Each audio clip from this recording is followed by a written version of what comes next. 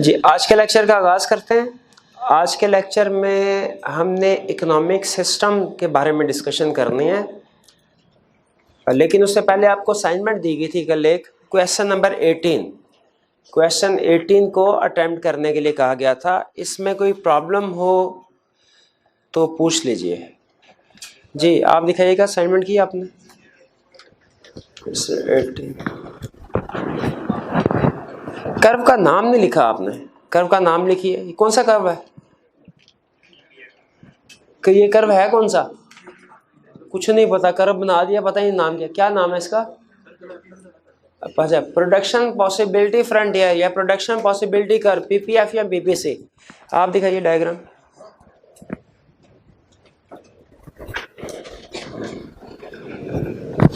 जी ठीक है, करेक्ट, शाबाश जी।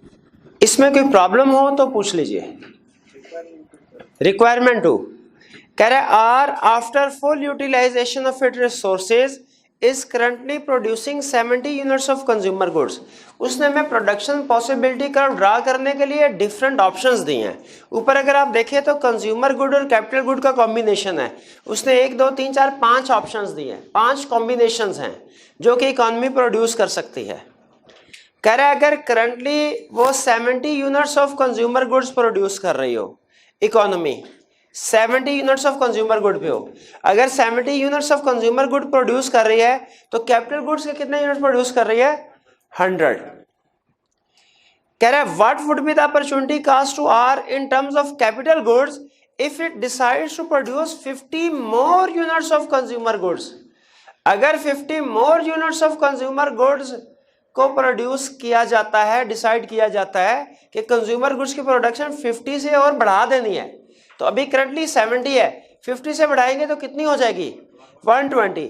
यानी कंज्यूमर गुड्स 70 से 120 पे हो जाएं तो कह रहा है अपॉर्चुनिटी कॉस्ट क्या होगी? ठीक है, इस तो कैपिटल गुड्स जो है अपॉर्चुनिटी कॉस्ट क्या होगी? कंज्यूमर गुड्स की अपॉर्चुनिटी कॉस्ट, कैपिटल गुड्स जितनी प्रोडक्शन कम हो गई, कैपिटल गुड्स की जितनी प्रोडक्शन कम हो गई वो हमारी अपॉर्चुनिटी कॉस्ट होगी। तो अगर कंज्यूमर गुड्स को 70 से 120 पे लेके जाएं, कैपिटल गुड्स क्या इफेक्ट होगा? 100 से 60 पे आ जाएंगे। इसका मतलब ये हुआ कैपिटल गुड की प्रोडक्शन कम होगी 40 से। तो 50 यूनिट्स ऑफ कंज्यूमर गुड को इंक्रीज करने से अपॉर्चुनिटी कॉस्ट क्या है? 40 lost unit of capital goods. Capital goods के 40 यूनिट्स जो है अब कम हो जाएंगे। तो ये अपॉर्चुनिटी कॉस्ट कितनी हुई? 40 कैपिटल गुड्स। ये क्लियर हो गया अपॉर्चुनिटी कॉस्ट कैसे कैलकुलेट की? जी, और कोई क्वेश्चन? और कोई क्वेश्चन नहीं? 15 briefly discuss how the concept of PPC is useful in explaining the economic concept of scarcity. अब मुझे बताइए स्कैर्सिटी का कंसेप्ट जो है क्या प्रोडक्शन पॉसिबिलिटी कर्व ये शो करवा रहा है? बिल्कुल करवा रहा है, क्योंकि हमने देखा प्रोडक्शन पॉसिबिलिटी कर्व के ऊपर on points on production possibility curve achievable है, points inside the production possibility curve inefficient है, लेकिन points outside the production possibility curve वो क्या है? वो इम्पॉसिबल है। इम्पॉसिबल किस वजह से है? स्कैर्सिटी की वजह से, क्योंकि इकोनॉमी के पास जो फैक्टर्स ऑफ प्रोडक्शन है वो लिमिटेड है। तो वो कोई भी पॉइंट जो outside the production possibility curve है उसको अचीव नहीं कर सकते। क्यों अचीव नहीं कर सकते? लिमिटेड रिसोर्सेज की वजह से। हाँ, फिर इसके बाद हमने कंसेप्ट पढ़ा था शिफ्ट का, कि production possibility curve outside shift हो सकता है। कब? जब फैक्टर ऑफ प्रोडक्शन जो है वो इंक्रीज कर जाए। उसके बाद हमने इंडिविजुअल देखा हर फैक्टर ऑफ प्रोडक्शन को कि वो कैसे इंक्रीज हो सकता है। ठीक है जी, क्लियर हो गया क्वेश्चन स्कैर्सिटी? और कोई क्वेश्चन? और कोई क्वेश्चन नहीं? चलिए आज के कंसेप्ट्स की तरफ चलते हैं। आज का कंसेप्ट आपने कंसेप्चुअली समझना है इसको।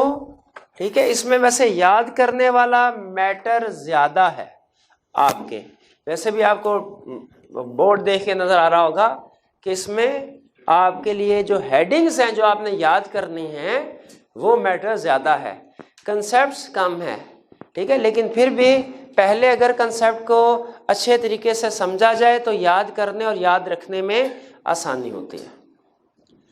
हम स्टडी करने जा रहे हैं इकोनॉमिक सिस्टम। ये इकोनॉमिक सिस्टम होता क्या है? इकोनॉमिक सिस्टम है हमारा कि वो जो कि बेसिक इकोनॉमिक प्रॉब्लम को रिजॉल्व करता है। इकोनॉमिक सिस्टम किसको कहते हैं?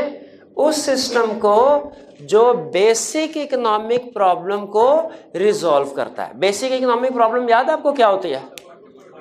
हाँ जी, what to produce, how to produce, for whom to produce. Basic economic problem में हमने ये पढ़ा था कि दुनिया की हर इकोनॉमी जो है उसके जो फैक्टर ऑफ प्रोडक्शन है वो लिमिटेड है, वांट्स अनलिमिटेड है, इसीलिए डिसीजन करना पड़ता है what to produce, how to produce, for whom to produce.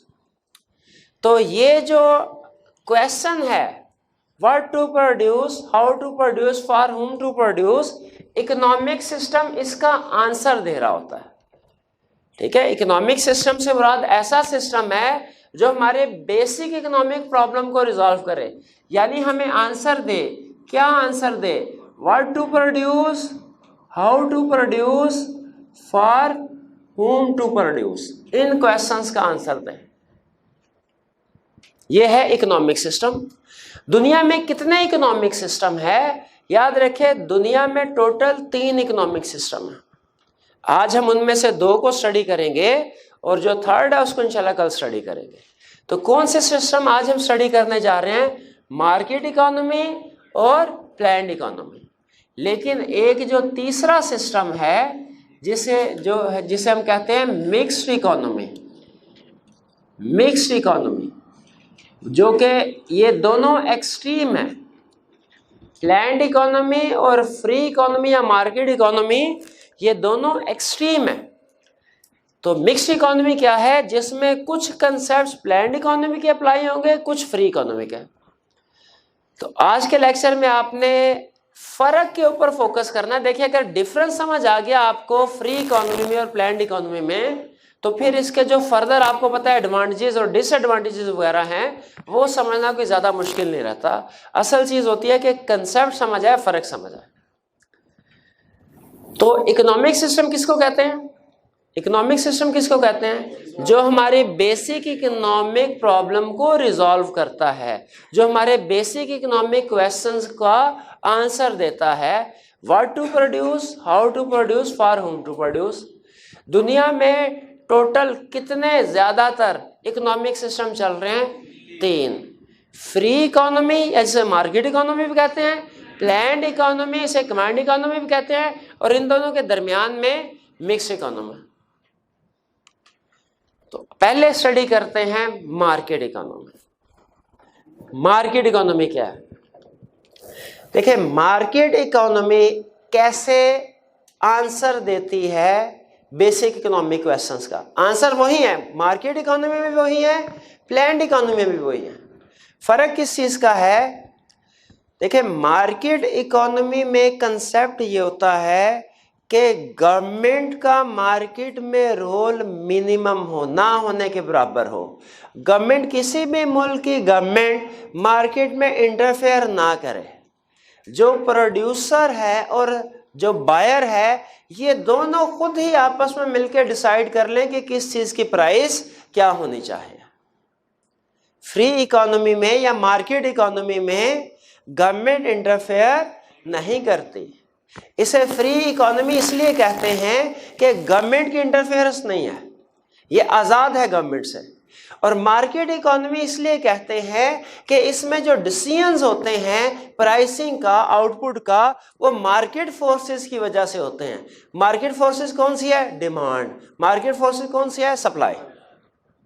तो फ्री इकोनॉमी या मार्केट इकोनॉमी में जो भी डिसीजन मेकिंग होगी वो किस बेसिस पे होगी?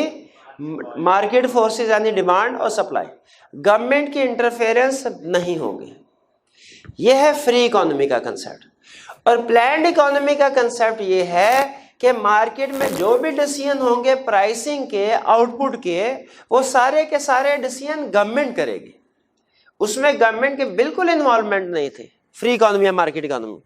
और प्लान्ड इकोनॉमी या कमांड इकोनॉमी में गवर्नमेंट की मैक्सिमम इन्वॉल्वमेंट, सारे डिसीजन मेकिंग ही गवर्नमेंट कर रही है। तो ये बेसिक डिफरेंस है प्लान्ड इकोनॉमी में और फ्री इकोनॉमी। और मिक्स्ड इकोनॉमी में क्या है, गवर्नमेंट कुछ डिसीजन गवर्नमेंट करती है, कुछ डिसीजन प्राइवेट फोर्सेस करते हैं। प्राइवेट फोर्सेस से मुराद हमारी डिमांड और सप्लाई है। ठीक है, तो ये कंसेप्चुअली क्लियर हुआ कि फ्री इकोनॉमी और प्लान्ड इकोनॉमी में फर्क क्या है। अगर कंसेप्ट कुछ क्लियर हुआ तो मुझे बताइए आपके ख्याल में पाकिस्तान की इकोनॉमी क्या है? क्या ये फ्री इकोनॉमी है, क्या ये प्लान्ड इकोनॉमी है, या मिक्स इकोनॉमी है? मिक्स इकोनॉमी है, बिल्कुल। आप देखते हैं हर चीज पे तो गवर्नमेंट ने कंट्रोल नहीं किया हुआ, लेकिन कुछ चीजों के गवर्नमेंट अपने जो रेट्स हैं वो डिसाइड करते हैं। मार्केट में चला जाए फ्रूट्स लेने के लिए, आप सब्जियां लेने के लिए, तो नॉर्मली उन्होंने रेट लिस्ट लगाई होती है कि डीसीओ के रेट्स के मुताबिक ये चीजें इस रेट पे हम बेच रहे हैं।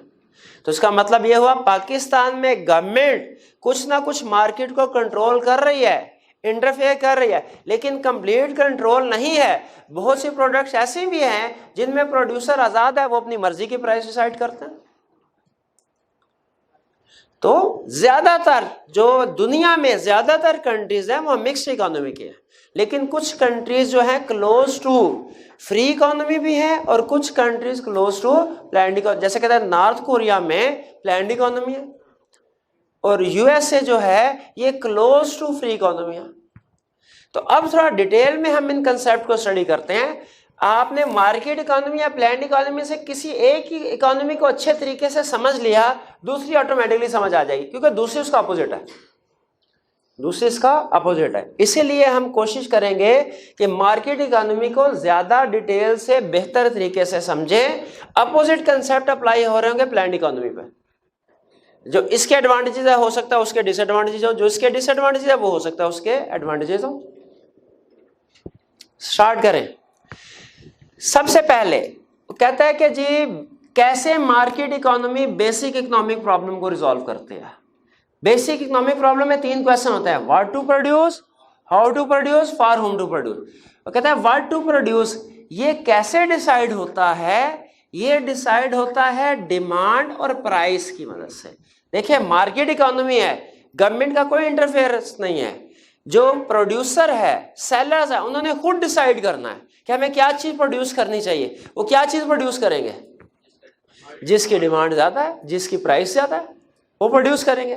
अच्छा, आपके ख्याल में प्लान्ड इकोनॉमी है, उसमें भी what to produce, how to produce, for whom to produce का जो है डिसीजन तो होता होगा। तो आपके ख्याल में अगर प्लान्ड इकोनॉमी है उसमें व्हाट टू प्रोड्यूस का डिसीजन कौन करता होगा? गवर्नमेंट करते होंगे। व्हाट टू प्रोड्यूस का डिसीजन कौन करता है? गवर्नमेंट। और यहाँ पे व्हाट टू प्रोड्यूस का डिसीजन कैसे किया जाता है? करते हैं प्रोड्यूसर। और किस चीज को देख के करते हैं? कंज्यूमर डिमांड और प्राइस को देख के। जिस चीज की डिमांड ज्यादा होगी, प्राइस ज्यादा होगी, उसको प्रोड्यूस किया जाएगा। ये क्लियर हो गया डिसीजन मेकिंग कैसे हो रही है, फ्री इकोनॉमी में कैसे हो रही है और planned economy. Next, how to produce, कैसे प्रोड्यूस किया जाए। ठीक है, तो ये मेथड या टेक्निक कौन सा अप्लाई करेंगे, कौन सा मेथड या टेक्निक यूज किया जाएगा।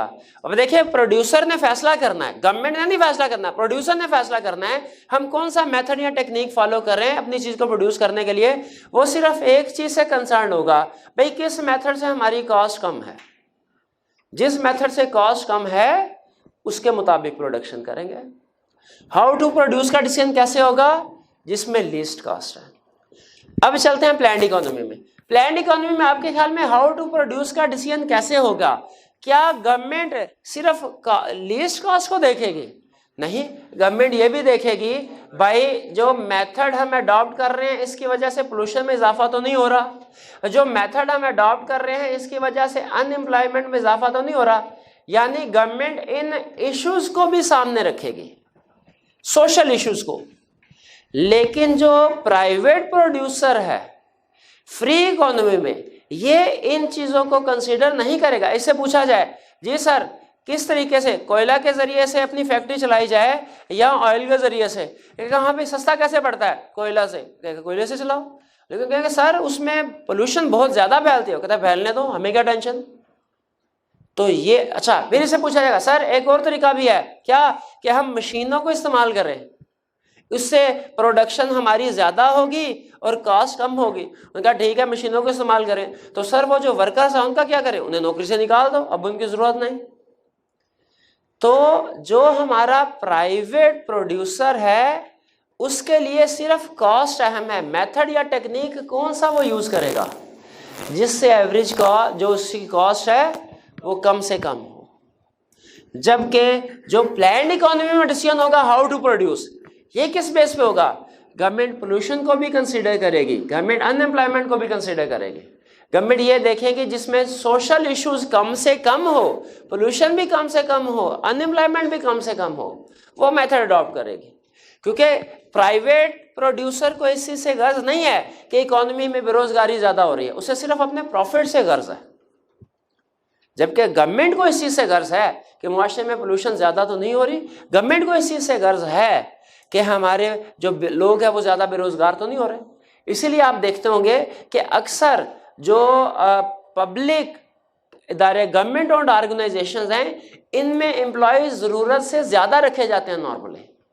उसके पीछे एक रीजन ये भी होती है कि गवर्नमेंट चाहती है कि लोग बेरोजगार ना हो, और जो प्राइवेट इदारे होते हैं ऑर्गेनाइजेशंस होती हैं उनमें नॉर्मली कम लोगों को रखा जाता है, क्योंकि कम लोगों को रखने से उनका कॉस्ट कम होते हैं।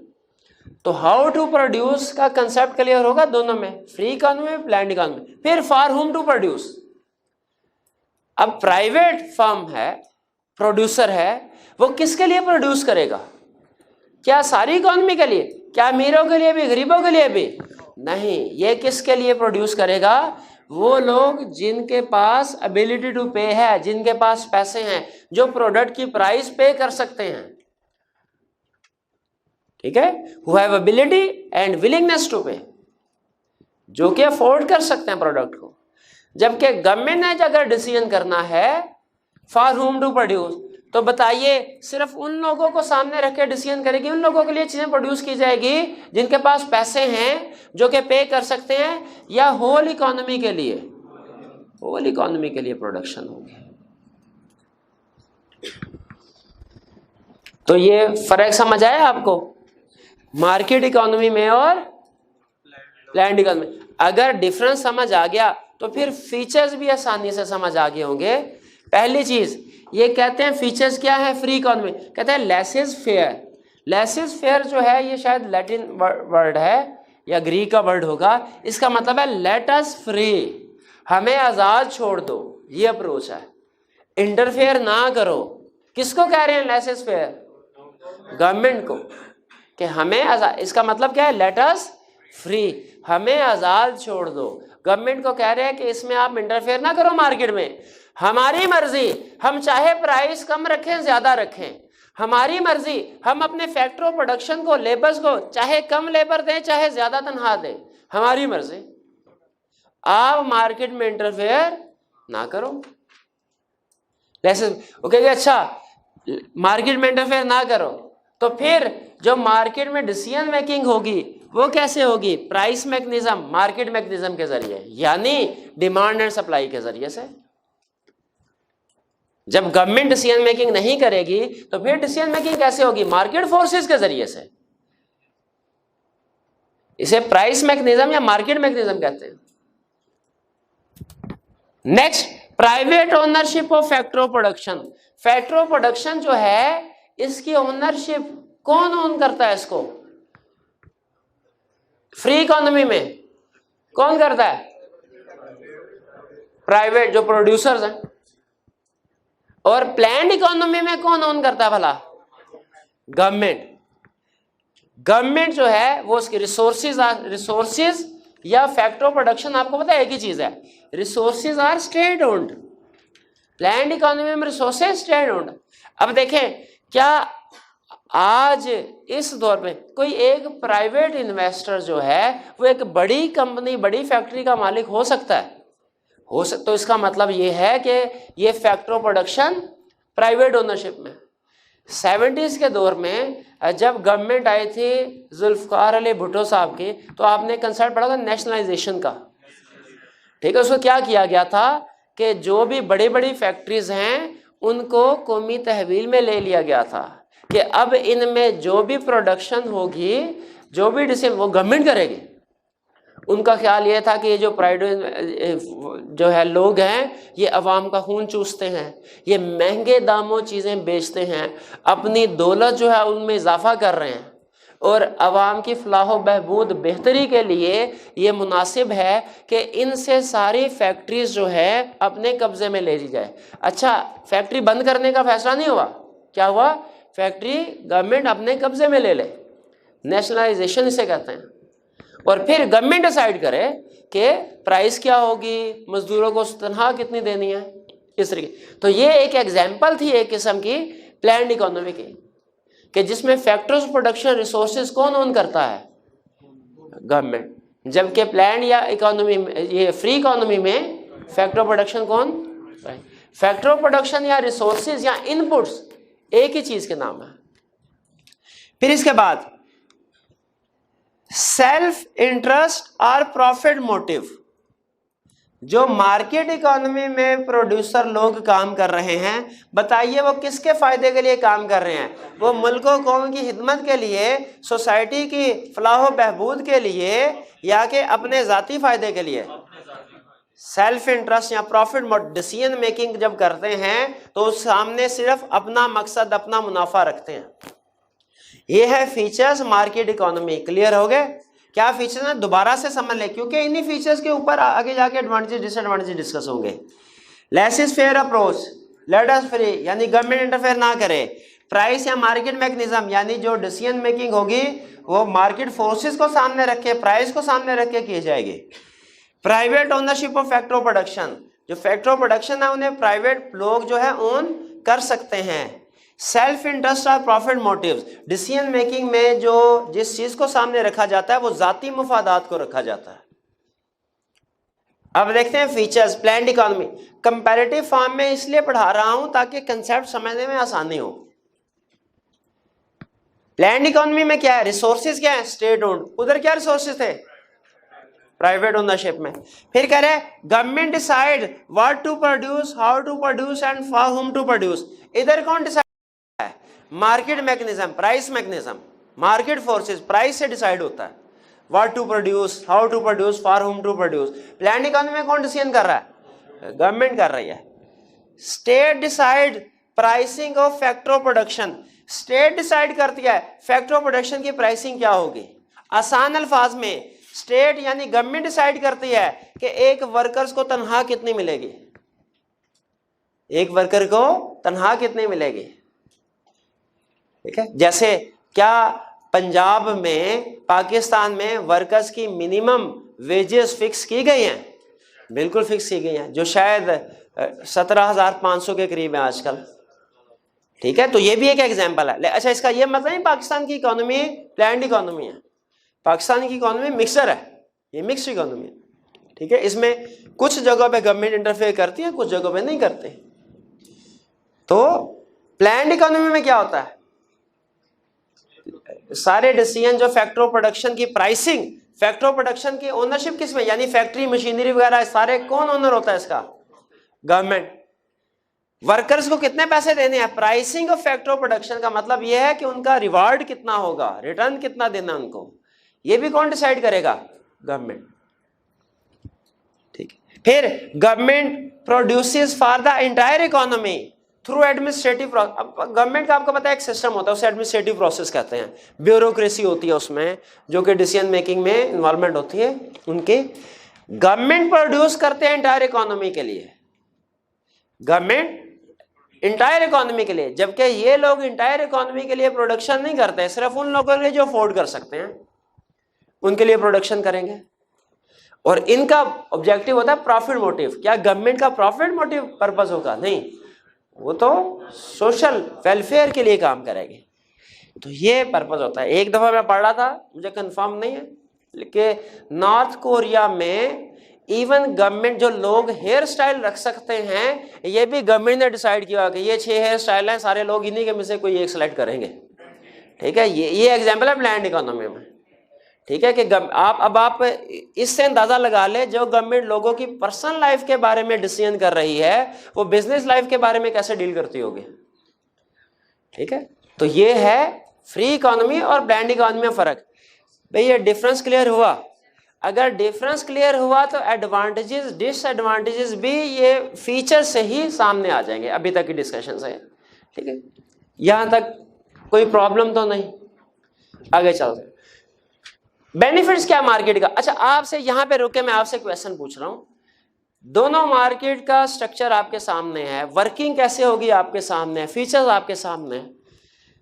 कितने स्टूडेंट्स को लगता है कि फ्री इकोनॉमी बेहतर है ये प्लैंड इकोनॉमी से? हाथ उठाइए। और कितने स्टूडेंट्स को लगता है प्लैंड इकोनॉमी बेहतर है फ्री इकोनॉमी से? चलिए, ये वैसे अगेन उसी तरह डिपेंड करता है आप कंज्यूमर बन के सोच रहे हैं कि प्रोड्यूसर बन के सोच रहे हैं। अगर आप प्रोड्यूसर बन के सोच रहे हैं तो आपके लिए फ्री इकोनॉमी बेहतर होगी, अगर कंज्यूमर बन के सोच रहे हैं लिए प्लैंड इकोनॉमी बेहतर होगी।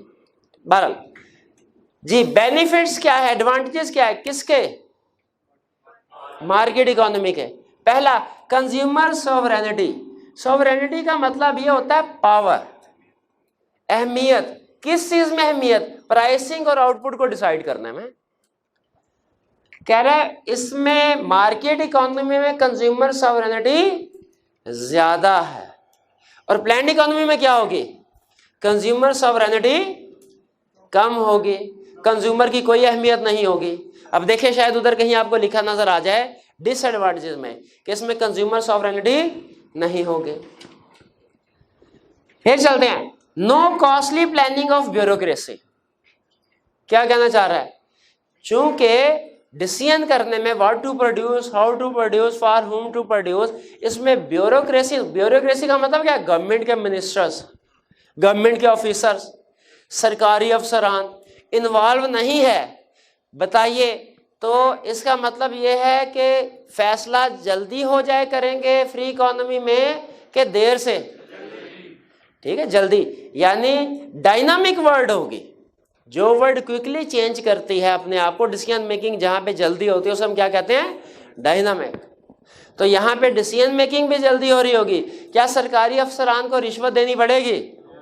भाई यहां पे है ही नहीं, सरकारी अफसरान का रोल ही नहीं। अब उधर आ जाए, मुझे बताइए, क्या इसमें डिसीजन मेकिंग जल्दी होगी? डिले होगा। वो सरकारी अफसरान वो फैसला करते हैं, आपको पता नहीं, मीटिंग होती है, 10-10 मीटिंग होती है, बाद में जाके फैसला होता है। हाँ, अगर आप लफाफे वाली बिल्कुल, तो फिर जल्दी भी फैसले हो सकते हैं और आपके हक में भी हो सकते हैं। तो ब्यूरोक्रेसी, करप्शन जो है वो प्लैंड इकोनॉमी में ज्यादा है, यहां पे कम, क्योंकि उनका मार्केट में रोल ही कोई नहीं है ब्यूरोक्रेसी का। डायनामिक, ये no costly planning of bureaucracy समझ आ गया कि ब्यूरोक्रेट्स को, सरकारी अफसरान को रिश्वत नहीं देनी पड़ेगी। Dynamic and responsive to changes in demand and supply condition. बताइए, क्या डिमांड एंड मार्केट में अगर फर्ज कीजिए कोई डिसइक्विलिब्रियम आता है, याद है चैप्टर 2 में डिसइक्विलिब्रियम आता है, हाँ, चाहे सरप्लस है चाहे शॉर्टेज है, वहां पे हमने ये पढ़ा था कि मार्केट ऑटोमेटिकली खुद से उस सरप्लस या शॉर्टेज को फिल करके इक्विलिब्रियम की तरफ आ जाती है प्राइस मैकेनिज्म के जरिए। अगर तो याद है तो बताइए, अगर शॉर्टेज हो तो प्राइस क्या होगी? अगर शॉर्टेज हो तो ब्रिज करने के लिए, गैप फिल करने के लिए प्राइस क्या होगी? बढ़ेगी। प्राइस बढ़ेगी। सरप्लस है तो प्राइस कम होगी, सरप्लस है तो उसको क्लियर करने के लिए प्राइस कम होगी, शॉर्टेज है तो उसको क्लियर करने के लिए प्राइस ज्यादा होगी। क्या ऑटोमेटिकली प्राइस मैकेनिज्म से वो डिसइक्विलिब्रियम ठीक हो जाता है? लेकिन अगर मार्केट प्लान्ड इकोनॉमी हो तो इसमें फिर इसके लिए फिर गवर्नमेंट को डिसीजन करने पड़ेंगे, और आपको पता है वो क्विकली डिसीजन नहीं करती, उसमें फिर टाइम लगता है। इसमें ऑटोमेटिकली इक्विलिब्रियम की तरफ मूव कर जाते हैं, इसमें इकोनॉमी ऑटोमेटिकली इक्विलिब्रियम की तरफ मूव कर जाती है प्राइस मैकेनिज्म के जरिए से। जबकि यहाँ पे गवर्नमेंट को फिर डिसीजन लेने पड़ेंगे, उसमें टाइम लगता है। तो क्या हम कह सकते हैं कि फ्री इकोनॉमी वाली, मार्केट इकोनॉमी वाली वर्ड ज्यादा डायनामिक है, ये क्विकली रिस्पॉन्ड करती है डिमांड और सप्लाई के इश्यूज को। Next, freedom of choice for consumers. क्या चॉइस है? जो चीज मर्जी, जैसे मर्जी, जैसे भी एग्जांपल दी, जो मर्जी हेयर स्टाइल रख लें, फ्रीडम भाई, जो मर्जी। मार्केट में बहुत सी प्रोडक्ट्स है ना, ठीक है। इंटरनेट के फॉर एग्जांपल आपके पास अगर आप एमबीबी डिवाइसेस वगैरह परचेज करना चाहते हैं, आपके पास 3-4 ऑप्शंस हैं, आप कोई भी ऑप्शन एक्सेस है। लेकिन अगर गवर्नमेंट ये सर्विसेज प्रोवाइड कर रही हो तो गवर्नमेंट आपको 3-4 ऑप्शन देगी? गवर्नमेंट तो एक ही सर्विस होगी। जैसे शाबाश, पुराने जमाने में हुआ करती थी पीठ से, अच्छी है बुरी है आपकी किस्मत। तो यहाँ पे freedom of choice for consumer के लिए भी फ्रीडम है, एंटरप्रेन्योर के लिए भी फ्रीडम है। एंटरप्रेन्योर के लिए क्या फ्रीडम है? जो जैसी मर्जी चीज बनाए। कंज्यूमर के लिए फ्रीडम, जैसी मर्जी चीज सेलेक्ट करें। जबकि यहाँ पे वहां प्लान्ड इकोनॉमी में कोई फ्रीडम ऑफ कंज्यूमर नहीं, कोई कंज्यूमर सॉवरेनिटी नहीं, प्रोड्यूसर के लिए भी कोई फ्रीडम नहीं, डिसीजन ही सारे गवर्नमेंट ने करने हैं। सरप्लस और shortage is market is automatically removed through price mechanism. ये भी हमने पढ़ लिया कि प्राइस मैकेनिज्म के जरिए से जो सरप्लस या शॉर्टेज है वो ऑटोमेटिकली रिमूव हो जाता है। एग्जांपल दे दी चैप्टर 2 की आपको। भाई बेनिफिट्स को समझ आए? क्या फ्री इकोनॉमी के डिसएडवांटेजेस भी होंगे? अच्छा, अब मुझे बता दी, तरतीब के लिहाज से चले तो अब हमें इसके बाद फ्री इकोनॉमी के डिसएडवांटेजेस पढ़ने चाहिए इसके एडवांटेजेस के बाद। लेकिन मुझे लगता है अगर हम कंसेप्चुअली बात करें तो हमें जब फ्री इकोनॉमी के एडवांटेजेस पढ़ लिए तो फिर प्लान्ड इकोनॉमी के डिसएडवांटेजेस पढ़ने चाहिए, क्योंकि अपोजिट कंसेप्ट उधर अप्लाई होगा ज्यादातर। तो जैसे आप इजी हैं, बताइए तरतीब से चलना है कि कंसेप्चुअली चलें? कंसेप्चुअली चलें। प्लान्ड इकोनॉमी के डिसएडवांटेजेस, इसमें शायद वही कंसेप्ट जो है कई डिस्कस हो रहे होंगे। पहला, planned economy, there is a limited variety of products as compare to market economy. Limited है क्यों? क्योंकि वहां पे प्रोड्यूसर बहुत ज्यादा है, यहाँ पे प्रोड्यूसर ही एक है, गवर्नमेंट। तो यहाँ पे जो चीजें प्रोड्यूस हो रही हैं वो लिमिटेड है। फिर central planning reflects preferences of central planners rather than preferences of society. बताइए, what to produce, how to produce, for whom to produce, planned economy में डिसीजन किसने करना है? गवर्नमेंट। और गवर्नमेंट अपने सिस्टम के, गवर्नमेंट ने जो फॉर एग्जांपल वहां पे प्रेसिडेंट है, सारे फैसले वो थोड़ी करता होगा, उसने अपना एक सिस्टम बनाया होगा, ब्यूरोक्रेसी का एडमिनिस्ट्रेटिव सिस्टम, जिसमें उसने डिफरेंट लेयर्स ऑफ मैनेजमेंट जो है अपने डिफरेंट ऑफिसर्स को डिफरेंट अथॉरिटीज दी होंगी। वहां पे जिस बंदे ने डिसाइड करना है कि मार्केट में किस चीज को प्रोड्यूस होना चाहिए, कितनी क्वांटिटी में प्रोड्यूस होना चाहिए, किसने फैसला करना है? ब्यूरोक्रेट ने, अफसर है। क्या वो अफसर ये चीज देख के मार्केट में जाएगा, रिसर्च करेगा इसकी डिमांड कितनी है, इसकी सप्लाई कितनी है और कितनी प्रोडक्शन होनी चाहिए, या जो उसको मुनासिब लगेगा उस लिहाज से फैसला करेगा? कंज्यूमर्स को तो सामने नहीं रखेगा ना, ओवरऑल सोसाइटी को सामने नहीं रखेगा। सोसाइटी में कुछ लोग अगर चाह रहे हैं कि जी वो महंगी चीजें जो है, वो फॉर एग्जांपल पिज्जा जो है उसको पसंद करते हैं, वो कहते हैं नहीं पिज्जा बनाने की भी बहुत सी शॉप्स होनी चाहिए। लेकिन सेंट्रल प्लानर समझता है नहीं, इससे हमारे रिसोर्सेज वेस्ट होंगे, हमें तो बेसिक नीड्स के ऊपर फोकस करना चाहिए। बताइए क्या ये लग्जरीज प्रोड्यूस हो रही होंगी? नहीं। तो ये सोसाइटी को सामने रख के डिसीजन नहीं करते, बल्कि सेंट्रल प्लानर अपनी प्रेफरेंस को सामने रख, जो उसे सही लगेगा उसको सामने रख के डिसीजन करेंगे। फिर कंज्यूमर हैव लेस सॉवरेनिटी। ये क्लियर हो गया? सॉवरेनिटी का मतलब क्या होता है? पावर, कि वो कैसे इन्फ्लुएंस किया जा सकता है प्राइसिंग और आउटपुट के डिसीजन को। Bureaucratic and slow to respond to changing need and technology. Bureau clear हो गया? क्योंकि ब्यूरोक्रेटिक इन्वायरमेंट में डिसीजन मेकिंग प्रोसेस में टाइम ज्यादा लगता है, वो डायनामिक है, ये स्लो है, वो क्विकली रिस्पॉन्ड करती है मार्केट में चेंजेस को, ये स्लो। फिर लाइवलीहुड ऑफ करप्शन, जहां पे सरकारी अफसरान शामिल हो गए, corruption. Lack of profit motive and lack of competition makes the economy inefficient. वहां पे मुझे बताइए प्रॉफिट मोटिव था, ज्यादा से ज्यादा प्रॉफिट कमाने की लगन थी, उधर एक दूसरे से आगे निकलने की दौड़ थी, तो लोग नई नई चीजें भी इजाद कर रहे थे, इनोवेशन भी लेके आ रहे थे, कॉस्ट कम करने के तरीके भी जो है वो सोच रहे थे। लेकिन यहाँ पे कॉस्ट कम करने के तरीके नहीं सर। अब मुझे बताइए खुद आप, इकोनॉमी दोनों में से कौन सी इकोनॉमी आपके एफिशिएंट होगी? एफिशिएंट का मतलब याद है जिसमें कॉस्ट कम होती है, मार्केट इकोनॉमी। इसीलिए ये इकोनॉमी इनएफिशिएंट है जी। कुछ क्लियर हुआ? चलिए आगे देखें, वही कंसेप्ट तकरीबन यहाँ पे रिपीट हो रहे हैं लेकिन अपोजिट पॉइंट ऑफ व्यू से। अब चलते हैं हम ड्रॉबैक्स। किसके ड्रॉबैक्स पढ़ रहे हैं? मार्केट इकोनॉमी के ड्रॉबैक्स। पहला drawback, unequal distribution of wealth. अमीर अमीर से अमीरतर होता जाएगा, गरीब गरीब से, क्योंकि देखिए प्रोडक्शन से जितना भी प्रॉफिट आएगा सारे का सारा एक ही बंदे को जाएगा। किसको? जो ओनर है, ओनर एंटरप्रेन्योर को। अनइक्वल डिस्ट्रीब्यूशन ऑफ वेल्थ होगी, एग्री करते हैं? Social cost of production and consumption are ignored. Social cost of production and social cost of production तो बता दिया ना आपको, जैसे पोल्यूशन ज्यादा है, अनएम्प्लॉयमेंट ज्यादा है। सोशल कॉस्ट ऑफ कंजम्पशन क्या है? मुझे ये बताइए, लोग ये चाहते हैं फॉर एग्जांपल कि हमें चर्च सप्लाई की जाए, बताइए किस सिस्टम में उन्हें चर्च सप्लाई की जाएगी? मार्केट इकोनॉमी में, क्योंकि गवर्नमेंट इसके ऊपर कोई इन्वॉल्वमेंट नहीं रहा। वो कहते हैं ठीक है, लोग नशा करके मरना चाहते हैं तो आपको क्या टेंशन है, मतलब खुश हंसी खुशी मर रहे हैं तो मरने दें इसको। लेकिन गवर्नमेंट क्या कहेगी?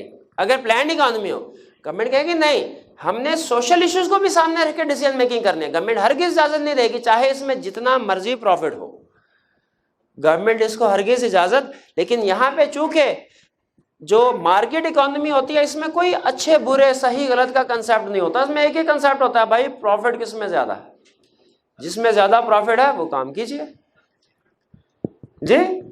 इसलिए कि पाकिस्तान की इकोनॉमी मिक्स्ड इकोनॉमी है, इसलिए सिगरेट बेचे जाते हैं। वो कहते हैं चलो बेच लो, भरे हुए ना बेचना, खाली बेच लो, कोई बात नहीं।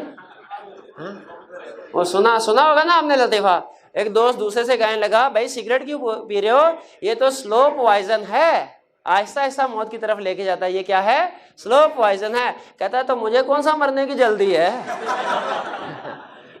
ठीक है भाई, करना चाहते करें तो फ्री कर। अच्छा अब चलते हैं, social cost of production consumption are ignored, ये क्लियर हो गया। आगे चलते हैं, danger of emphasis on luxuries rather than necessities.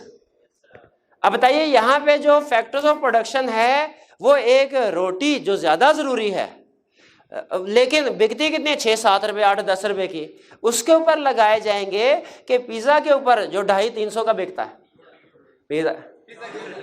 नहीं भाई, रोटी के ऊपर तो उधर लगेंगे ना प्लान्ड इकोनॉमी में। इधर आपने देखा कहीं किसी ने हंसी खुशी, मुझे खुद बताइए आपके इलाके में तंदूरों की तादाद ज्यादा है कि पिज्जा वाले के? वो तो कंपैरिजन कर लें। अच्छा बरगद मार्केट में पिज्जा वाले के, हाँ जी ठीक है। चलें इस एग्जाम्पल को छोड़े, आप अगर जाए फॉर एग्जाम्पल किसी मार्केट में, आपको देखने को मिलेगा कि बाज़ औक़ात जो जूते होते हैं वो 20-20, 25, 30-30 हज़ार के जूते बिक रहे होते हैं।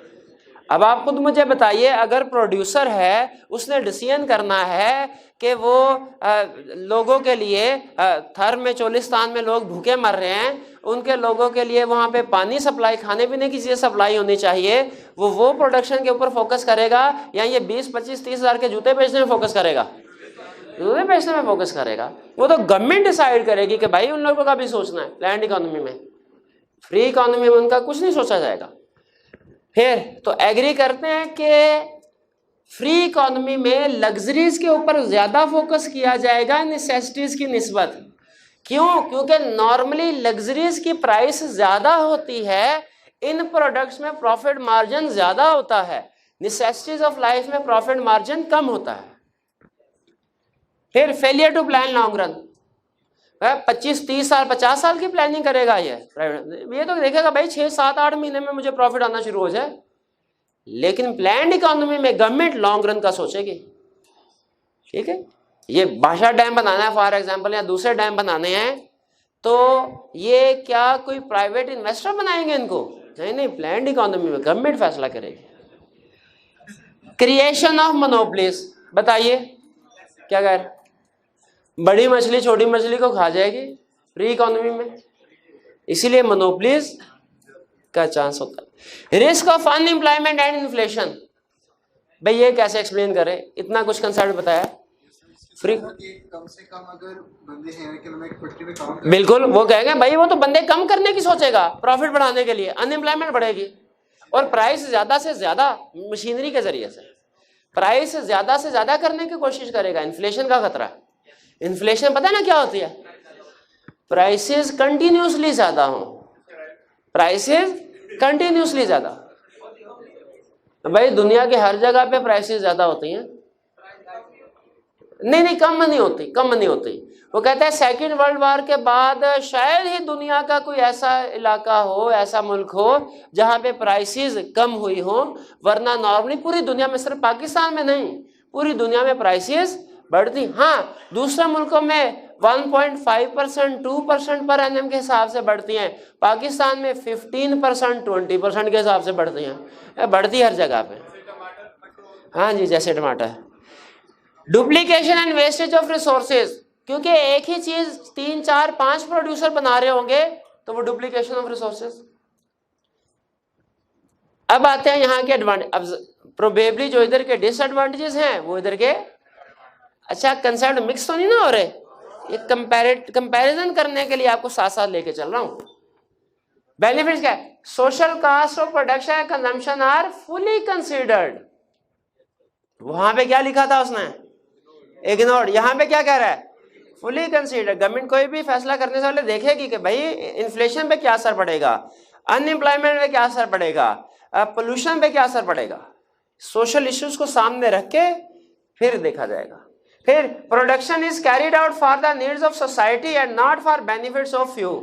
चंद लोगों के फायदे के लिए डिसीजन नहीं किए जाएंगे, पूरी सोसाइटी, पूरे मुल्क के लिए डिसीजन किए जाएंगे।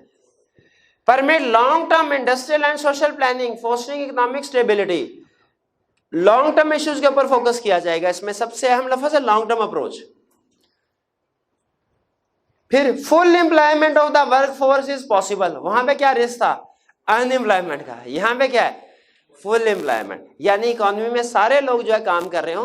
प्लान्ड इकोनॉमी में तो पॉसिबल है, मार्केट इकोनॉमी में नहीं, क्योंकि गवर्नमेंट के लिए अनएम्प्लॉयमेंट इशू है। गवर्नमेंट अनएम्प्लॉयमेंट को कम करना चाहेगी, प्राइवेट इन्वेस्टर अनएम्प्लॉयमेंट को कम नहीं करना चाहेगा, वो सिर्फ अपनी कॉस्ट को कम करना चाहेगा, जो उसी सूरत में कम होगी जब वर्कफोर्स कम होगी।